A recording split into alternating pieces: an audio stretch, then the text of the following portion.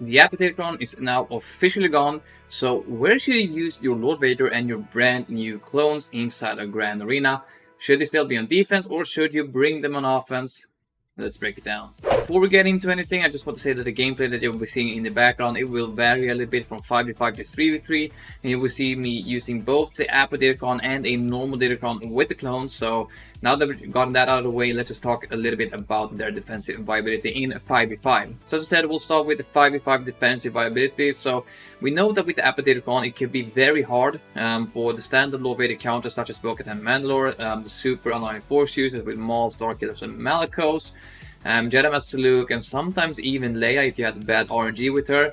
It can be pretty tough to take them down with the Appo Datacron, but as soon as you removed the Appo Datacron, all of those counters I just mentioned became a lot more easier, and they all have pretty high success rate, and that in my opinion might not make him as useful anymore on defense, and here's why. If a team gets taken out pretty easily by either Jedi Master Luke or Bo-Katan Mandalore, then they're in my opinion not a very strong defensive team. However, that doesn't necessarily mean that they're a bad defensive team. It could, for example, be a very strong back wall team if you could bait out the counters on your front wall and thus maybe get a hold of two with your Lord Vader and clones in the back wall when your opponent eventually gets there.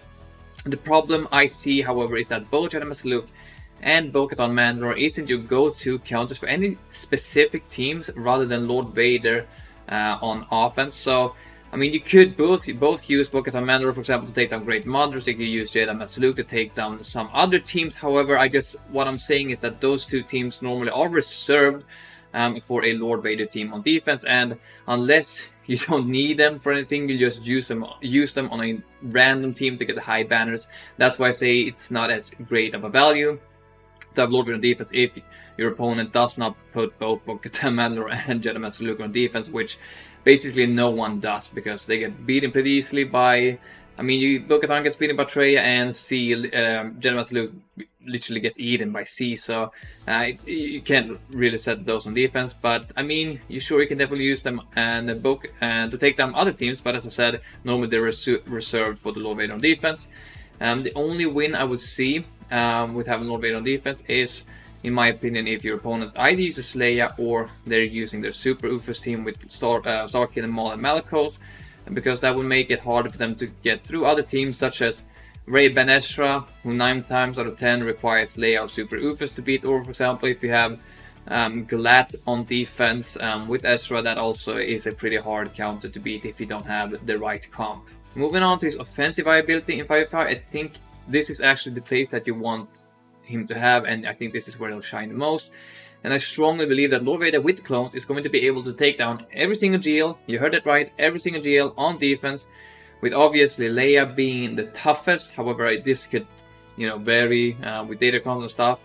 And in this case, I also don't take into account, Supreme Leader Killer focus Datacron with the Dark Side Vision Ray, so don't expect Lord Vader to beat Supreme Leader with the focus Datacron for Dark Side Vision Ray on offense, which I don't think they will do in this moment. But I think in the future with a no FTC Supreme Leader, I think it should be pretty easily for Lord Vader and the clones, of course varying depending on Datacrons. So you can also, for example, with Lord Vader take out a Rey Ezra team, which is in my opinion pretty high value.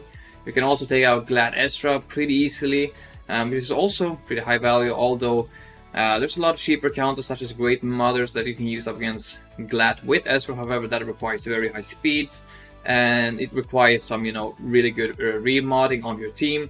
But I feel like it could also be a good, value to have your Lord Vader take out the Glad. I do think that the most value is going to actually be able to take out Rey Ezra very consistently and with pretty high banners. And this will, for example, save your Leia or Super Ufus team to use on other teams, and that can be very beneficial in the long run, especially if you're going for the one-shots in Grand Arena and you're trying to get the highest banners possible.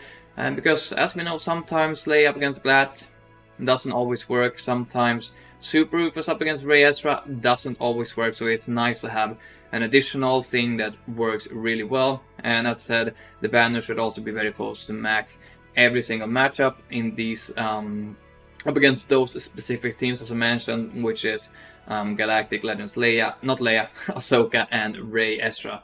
My bad. So the conclusion will be that, at least in my opinion, that in 5v5 I think Lord Vader now will serve a greater purpose on offense rather than defense. Of course, this could easily change if Lord Vader gets a broken Datacron or FTC, but for now I think his best use will be on offense inside of 5v5.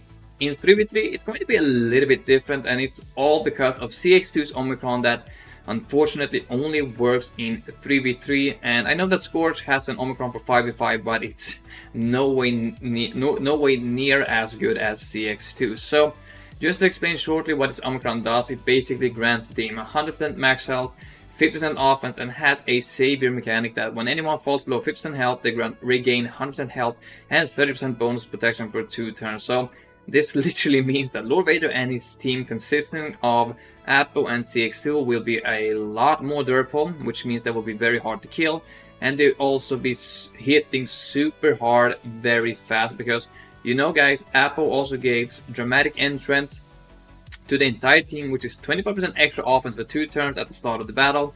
This means Lord Vader and his allies will have 75% more offense for the first 2 turns, which could easily nuke out teams if you have your Lord Vader modded for high damage, which is something I personally really recommend.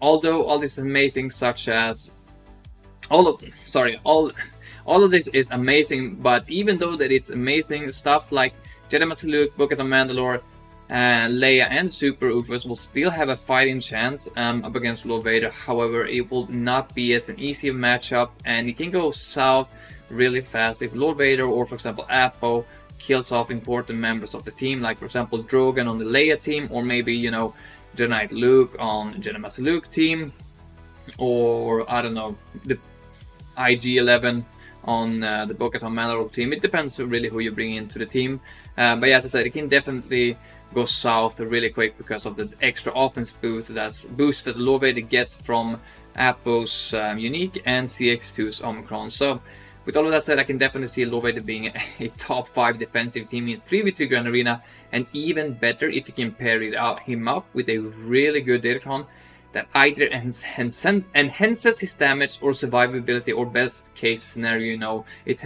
enhances both. And that's why I think his main purpose should be on defense in Grand Arena, if we're going to be completely honest.